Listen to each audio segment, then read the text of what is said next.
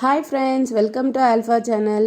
மணல் மணலாக அம்மா செய்த நெய் போலவே அப்படின்னு விளம்பரத்துலலாம் பார்த்துருப்போம்ல, அதே மாதிரி மணல் மணலாக சூப்பராக நெய் வந்து ரொம்ப சிம்பிளாக வீட்டிலே செய்யலாம். எப்படி செய்யலாம்னு வாங்க பார்க்கலாம். நான் பசும்பால் வாங்குகிறேன். அது வந்து நைட்டே காய்ச்சிட்டு ஆற வச்சு ஃப்ரிட்ஜில் வச்சுட்டேன். அது வந்து பாருங்கள் எவ்வளோ அழகாக சூப்பராக ஆடை ரெடியாக இருக்குது. இது வந்து ஏற்கனவே நான் எடுத்து சேவ் பண்ணி வச்சுருக்கிறது. இது வந்து அந்த ஆடையை மட்டும் மேலே ஸ்பூன் வச்சு எடுத்துக்கோங்க. ரொம்ப அப்படியே ட்ரையாக வடித்து எடுக்காமல் கொஞ்சம் பாலோடையே சேர்த்து எடுத்துக்கோங்க. இல்லை நீங்கள் வடிகட்டியில் கூட வடிகட்டலாம். வடிகட்டியில் வடிகட்டினாலுமே வந்து வெறும் ஆடை மட்டும் எடுக்காமல் கொஞ்சம் பாலோடையே வடிகட்டி எடுத்து சேவ் பண்ணி வச்சுக்கோங்க.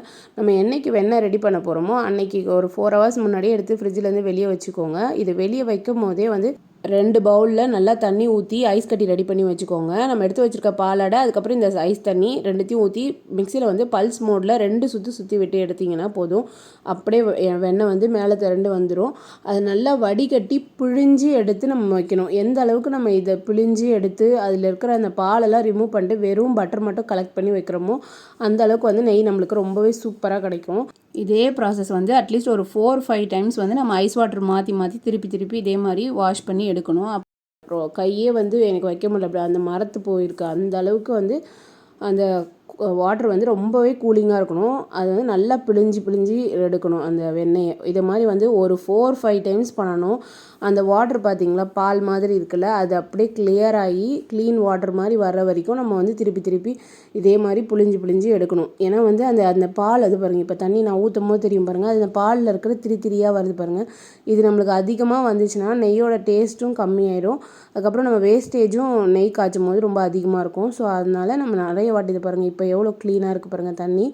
இந்த அளவுக்கு வர வரைக்கும் நீங்கள் வந்து க்ளீனாக எடுத்துக்கோங்க. அவ்வளோதான், பட்டர் எடுக்கிற ப்ராசஸ் வந்து முடிஞ்சிருச்சு. அந்த பாத்திரம், மிக்ஸி ஜாரு, அந்த டப்பா எல்லாமே வந்து ரொம்ப பட்டரியாக இருக்கும். ஸோ கொஞ்சம் ஹாட் வாட்டர் போட்டுட்டு நான் வந்து அது எல்லாமே வாஷ் பண்ணிட்டேன். எனக்கு ரொம்ப நேரம் அந்த ஐஸ் வாட்டரில் இருந்ததுனால கையெல்லாம் மரத்து போச்சு. நானும் அந்த சுடுதண்ணியில் கொஞ்சம் கை கழுவும் போது ரொம்பவே ரிலாக்ஸாக இருந்தது. மிக்ஸி எல்லாமே வந்து நான் க்ளீனாக வாஷ் பண்ணி எடுத்து வச்சிட்டேன் தொடச்சி. அதுக்கப்புறம் வந்து நான் நெய் எடுக்கிற ப்ராசஸ் வந்து உங்களுக்கு சொல்கிறேன் பாருங்கள்.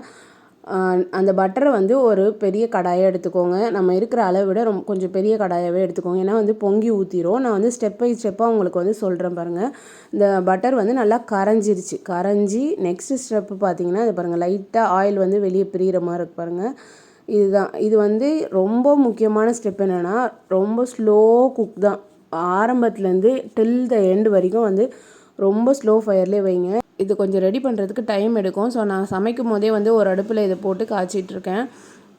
ஏன்னா வந்து நான் ஸ்டார்டிங்கில் நெய் ப்ரிப்பேர் பண்ணும்போது அந்த கடையில் வாங்குகிற ஃப்ளேவர் வந்து மிஸ் ஆகிற மாதிரி இருந்தது. அதுக்கப்புறம் எங்கள் அம்மாட்ட கேட்ட பிறகு ரொம்ப ஸ்லோ ஃபயரில் வச்சு பண்ணால் தான் அந்த ஃப்ளேவர் கரெக்டாக வரும் அப்படின்னு சொல்லியிருந்தாங்க. அதுக்கப்புறம் நான் ட்ரை பண்ண பிறகு ரொம்பவே சூப்பராக வந்துருந்தது.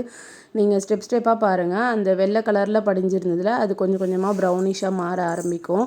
அது கோல்டன் ப்ரௌனாக வர வரைக்கும் நம்ம காய்ச்சணும். ரொம்ப கருகிடக்கூடாது. அந்த கோல்டன் ப்ரௌன் வந்த பிறகு நான் வந்து கொஞ்சமாக முருங்கை கொழுந்து வாஷ் பண்ணி எடுத்து வச்சுருக்கேன். அதையும் ஆட் பண்ணிவிட்டு கொஞ்சமாக கல்லுப்பு கெட்டு போகாமல் இருக்கிறதுக்காக எல்லாமே ஆட் பண்ணிவிட்டு நம்ம வந்து அது முருங்கைத்தலை வந்து அந்த முருகி பொங்கி வரும். அதோடு நம்ம ஸ்டவ் ஆஃப் பண்ணிடலாம். நான் சூடாக இருக்கும் போதே வடிகட்டி என் பையனுக்கு கீரை சாதத்தில் போட்டு பிசைஞ்சு கொடுத்தேன். ரொம்பவே டேஸ்ட்டாக இருந்தது. அதுக்கப்புறம் வடிகட்டி வச்சு மறுநாள் பார்த்திங்கன்னா எவ்வளோ சூப்பராக ரெடியாக இருக்குது பாருங்கள் நெய். வீட்டில் செஞ்ச நெய்ன்னு சொன்னால் யாருமே நம்ப மாட்டாங்க. அந்த அளவுக்கு ஃப்ளேவர், கலரு, அந்த டெக்ஸ்சரு எல்லாமே செம்மையாக இருக்கும். நீங்களும் பசும்பால் வாங்கினீங்கன்னா இந்த மாதிரி ட்ரை பண்ணி பாருங்கள். வீடியோ வந்து ஃபுல்லாக வாட்ச் பண்ணுங்கள். அப்போ தான் ஸ்டெப் பை ஸ்டெப்பாக நான் காமிச்சிருக்கிறது உங்களுக்கு தெளிவாக புரியும்.